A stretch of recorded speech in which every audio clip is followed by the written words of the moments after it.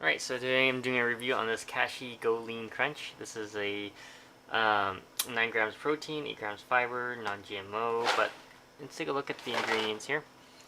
If you want to read this, pause it. It's 12 grams of sugar, but 7 whole grains. We got barley, we have oats, we have soy flakes, and that's what gives it its protein. So let's do a quick taste test.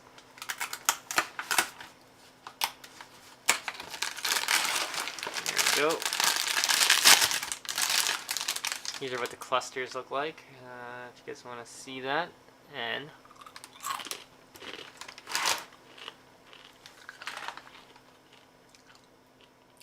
it has a nice little cinnamon taste to it. Other than that, it's nice and crunchy. And tastes like a granola crunch, basically. If you have any questions, comments, guys, post them below. Don't forget to subscribe to the channel.